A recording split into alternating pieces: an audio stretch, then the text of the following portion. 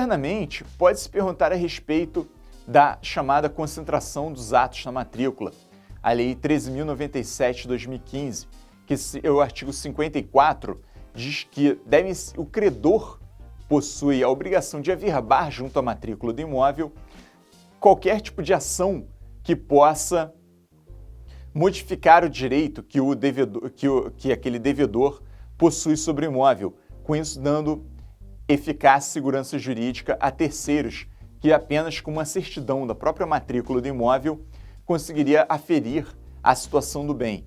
Porém, em que muito se pese ser um avanço muito grande essa lei, devemos ter cuidado, porque existem situações, como já dito, como, por exemplo, o uso capião, desapropriação, que independem do registro, que existe a transferência de propriedade independente do registro. Então, desta maneira, continua existindo a necessidade de se tirar as certidões, por mais que algumas corregedorias estaduais possam facultem a parte compradora dispensar. Porém, para essa parte compradora ter uma segurança maior ainda, é necessário que ela realmente tire essas certidões. Esperamos que haja algum tipo de alteração legislativa para que no futuro, mesmo casos de desapropriações ou casos de uso capião, assim que a parte distribua uma ação de uso capião ou o município uma ação de desapropriação, seja obrigado também a averbar esta ação junto do registro de imóveis, que faria com que essa providência ficaria de procurar certidão de distribuidores realmente poderia ser enterrada totalmente de nosso sistema jurídico de uma vez por todas.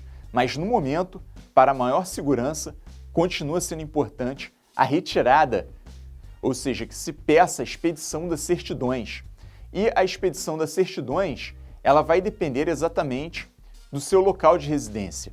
Normalmente, é o distribuidor do fórum, da comarca onde a pessoa onde existe um imóvel que a pessoa quer adquirir, mais a certidão de Justiça Federal e a trabalhista, ou seja, 3 certidões. Porém, como vimos no caso da cidade do Rio de Janeiro, podem ocorrer de existir diversos lugares a se tirar a certidão.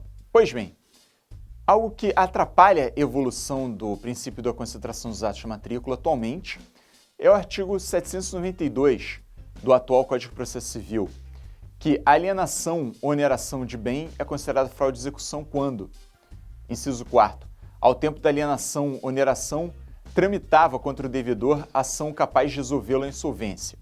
Pois bem, esse inciso confronta frontalmente com o disposto no artigo 54 da Lei 13.097. Por quê? O artigo 54 da Lei 13.097 fala com que as ações judiciais devem estar averbadas junto à matrícula do imóvel.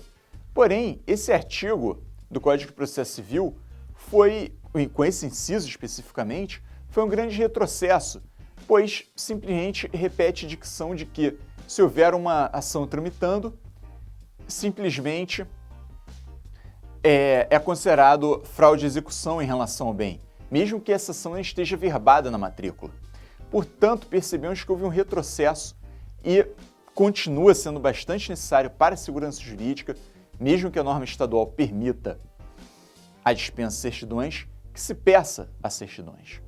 E, finalmente, existe a necessidade de recolhimento do ITBI. O que é o ITBI? Isso no caso de alienação de imóveis, de compra e venda de imóveis, não no caso de doações, que é outro imposto, ITD, chamado em alguns estados de TCMD. Pois bem, o ITBI, no caso de compra e venda de imóveis, é um tributo municipal. Essa alíquota é fixada pelo Poder Público Municipal e ele deve ser recolhido no prazo e da forma fixada na lei municipal do local do imóvel. E, atualmente, na cidade do Rio de Janeiro, o ITBI ele passou para a alíquota de 3%. Normalmente, as alíquotas ficam nos demais municípios do Brasil cerca deste percentual. Desta forma, percebemos, após tudo que foi dito, que a segurança jurídica na compra e venda de imóveis depende de diversos cuidados estes que devem ser tomados tanto pelo vendedor quanto pelo comprador.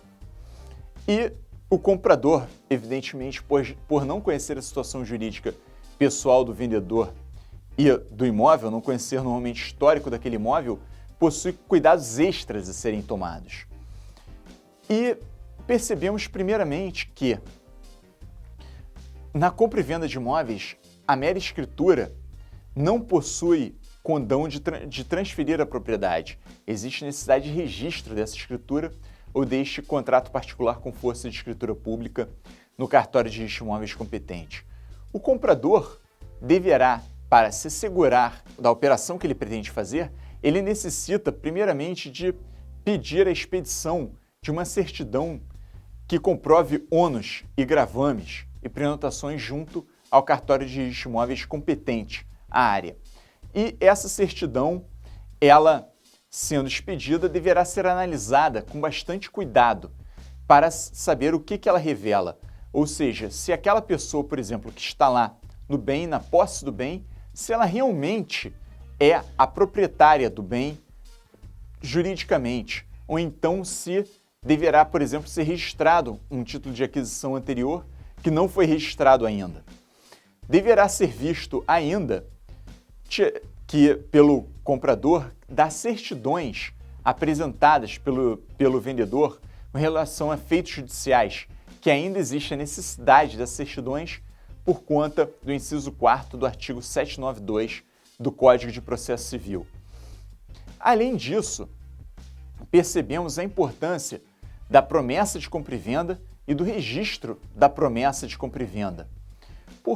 E além do mais, também comento a necessidade da due diligence no imóvel, ou seja, que a parte vá até o imóvel e verifique aquele imóvel realmente in loco, se aquela pessoa que é proprietária realmente está na posse do imóvel, se as medidas perimetrais do imóvel está batendo com o registro, se aquele imóvel ele possui algum tipo de dívida, seja com a prefeitura, seja condominial, enfim, deve-se verificar uma visão completa do imóvel para ter certeza que aquilo que está sendo comprado realmente possui o valor que está sendo atribuído.